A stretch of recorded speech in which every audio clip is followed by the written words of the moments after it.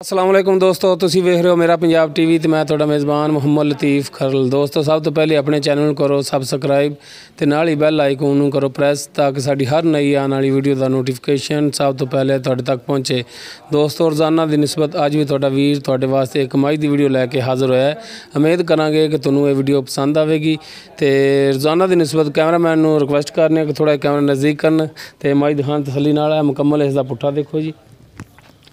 बाकी करांगे मालक दे नाल गल्लां बातां ते फिलहाल माई दिखाने तुहानूं काला स्या मूँह, छोटा सिंह है माशाल्लाह, बड़ा सोहना चूरकुंड सिंह है, कालियां स्याही अखां। यह मुकम्मल इसका कद है, ना वड्डा ना छोटा, तुहानूं करके दिखा रहे हैं।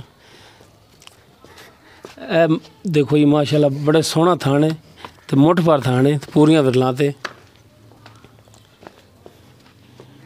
ठल्ली बाई माड़ा जा।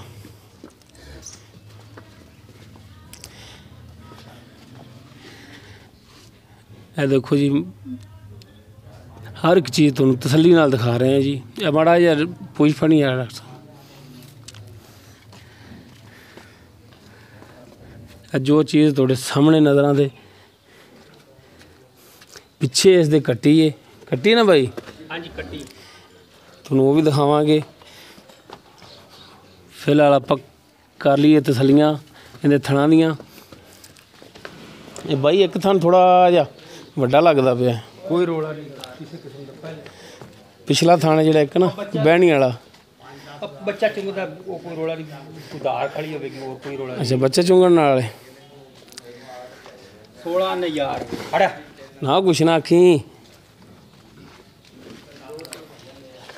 ए पिछे इस दे कट्टी माशाल्लाह काली स्या मारंगी। हाँ टोरा तो खोलो तुसीं, मैं उहनूं कट्टी दिखा रहा।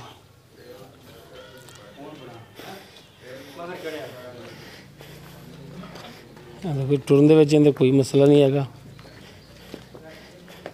चलो मोड़ो जी पिछे पिछे पिछे मोड़ो।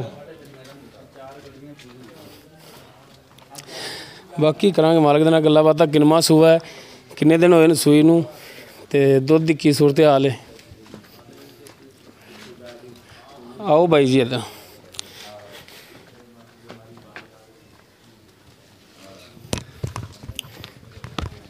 अस्सलाम वालेकुम। वालेकुम। की नाम है जी अपना? सईद अहमद। सईद अहमद।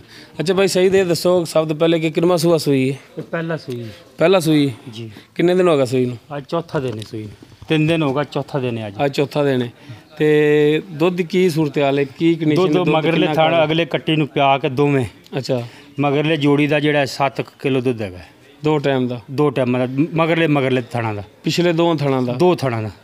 अगर असी 2 टाइम चवाई करिए ठंडा दुध बिल्कुल ठंडा गड़वी मार के मिलना होंदा है? मिलन बिला शक दी मिलना। दुध घटिया मैं भी दुध नूं वेचना, दुध ही साडे कोल मिल जांदा है। अच्छा दुध नूं खालस ही देंदे जे ना? खालस। अच्छा अच्छा जे असी मिणीए ते दुध कम होया तो फिर घाट होवे तो तुसीं मझ एवें लै जाओ जी।